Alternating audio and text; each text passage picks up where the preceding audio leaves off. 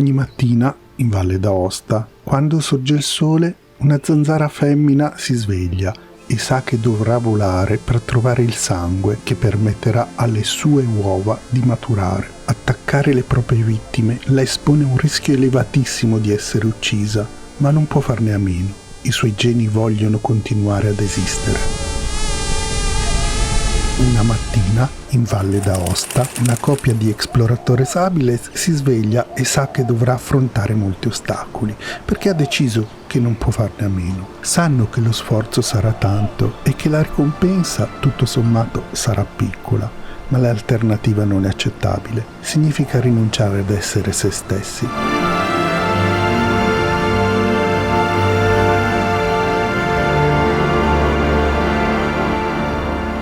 Siamo poco sopra Mogier, sul Colle San Carlo, un percorso che ci porta in uno degli angoli incantati delle Alpi.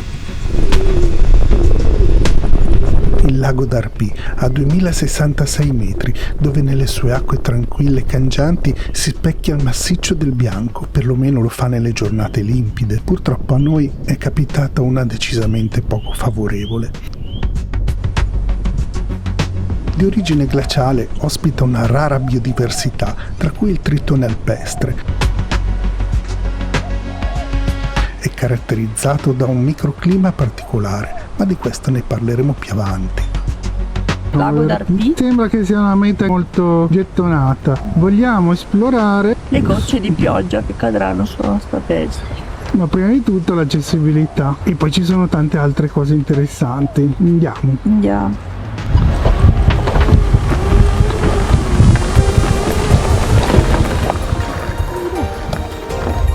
E così iniziamo. Viene descritta come una classica escursione facile, adatta alle famiglie e ai principianti, con un dislivello minimo, circa 100-150 metri, e una durata di 45-60 minuti per 3 km.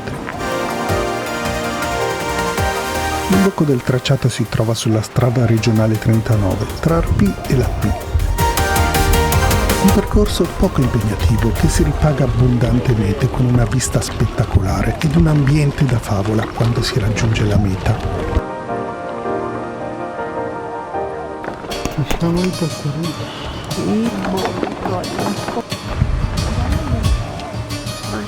Vai, sì. Questo perlomeno è vero se per muoverti non necessiti di una carrozzina, nel nostro caso elettronica, o se non hai un'altra tipologia di disabilità che ti limiti significativamente nel muoverti, oltre ai limiti propri di ogni essere umano.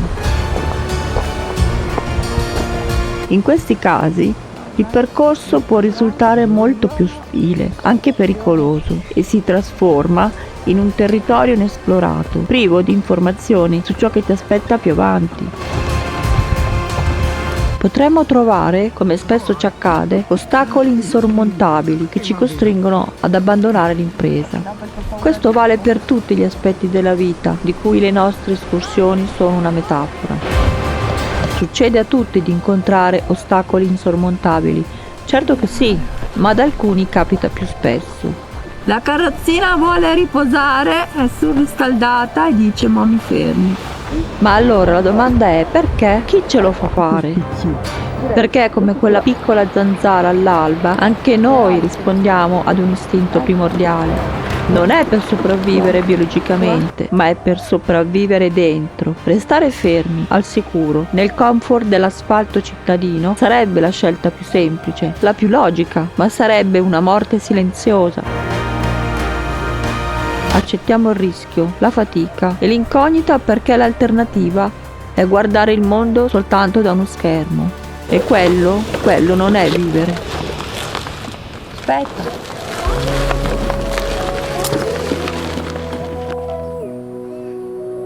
Eccolo il lago d'Arpy, il traguardo, quel momento in cui il cuore rallenta e i pensieri che ti dominavano poco prima svaniscono inosservati.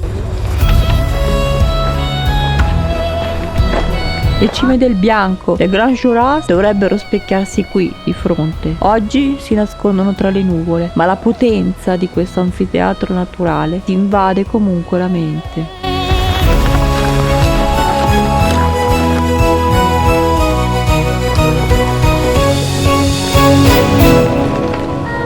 Ma andando più avanti non c'è modo, secondo te? Ci sono dei sentieri? Sì, lì c'è, però non è carrozzabile. Sì, anche perché fra un paio di ore probabilmente più o meno qua. E io non posso andare là. Vedi, guarda che bello che era. Guarda che bello. Ma è qui, proprio sulla linea del traguardo, che la realtà rioccupa il suo posto in prima fila.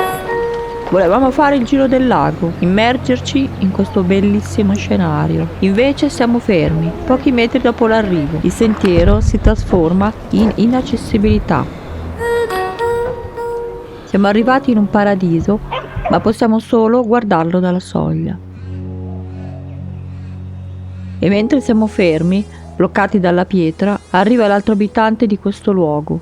Il microclima, umido e stagnante a 2000 metri, crea l'habitat ideale per loro, le zanzare, a decine. Ironico, vero? Abbiamo lottato per arrivare fino a qui e ora siamo bersagli immobili. Manu? Qualche problema? Le zanzare! C'è una quantità di zanzare spaventosa. Sì, vengono a frotte. Comunque le posso capire perché effettivamente questo laghetto è una piccola perla tra le Alpi. Ah sì? Poi arrivo da mangiare e vai! Mentre cerchiamo di non farci mangiare vivi, il cerchio si chiude. Pensateci, una zanzara che ronza in una stanza silenziosa dà fastidio. Vogliamo schiacciarla, eliminarla per tornare alla nostra tranquillità. Spesso una persona con disabilità che pretende di esserci, di realizzarsi, di scalare montagne, di entrare in un negozio, di fare un lavoro che possa anche rispecchiare le proprie affinità, è percepita allo stesso modo. Un'anomalia nel sistema, un costo extra, una complicazione logistica, un fastidio. Ma la percezione non è la realtà e la zanzara, per quanto possa sembrare incredibile, è un tassello necessario del grande puzzle della natura. E la persona con disabilità non è un'anomalia, forse è il sistema umano che ha un problema. Anche se non ce ne accorgiamo, la zanzara contribuisce positivamente a importanti meccanismi naturali, come ad esempio l'impollinazione. E se non rischiasse la vita con quel suo dar fastidio, la sua specie si estinguerebbe.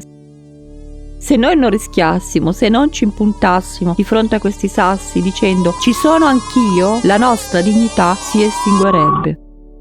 Siamo scomodi? Forse, e questa è una prova che il sistema ha un problema. Le nostre necessità hanno un costo? Certo, come quelle di tutti, perché tutti dipendiamo dalla collettività. Anche chi non ha una disabilità ha bisogno di strade, scuole, trasporti, assistenza sanitaria. La collettività è composta da tutti e ha bisogno di tutti per funzionare. Abbiamo talenti? Certo, anche se spesso non vengono visti, e per poterli esprimere necessitiamo di supporti che permettano di avere le stesse opportunità di tutti. Questi supporti non sono un lusso, sono l'assistenza per le necessità di base, sono la carrozzina per muoversi, sono i diritti umani di vivere, di realizzarsi, di partecipare alla società, di esistere senza chiedere il permesso. E finché sarà necessario, il nostro ronzio ricorderà al mondo che anche noi ne siamo parte. Il percorso è la cosa che conta più della meta. Tutte e due, sì. Anche la meta vuole la sua parte.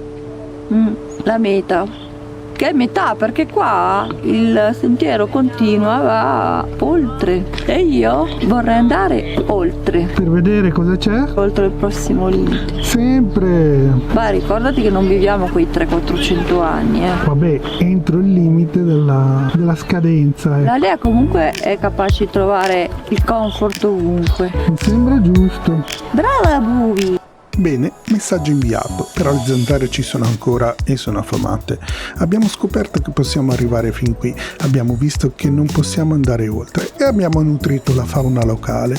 Direi che il nostro lavoro qui è finito. Se questo video vi ha punto nel vivo, lasciate un like, iscrivetevi alle prossime avventure degli Exploratores Habiles, ma soprattutto non aspettate che il sistema cambi, chiedetelo anche voi, scrivete ai vostri amministratori locali, chiedete dove sono i sentieri accessibili, perché il mondo non cambia se non lo chiediamo e se non lo costruiamo insieme.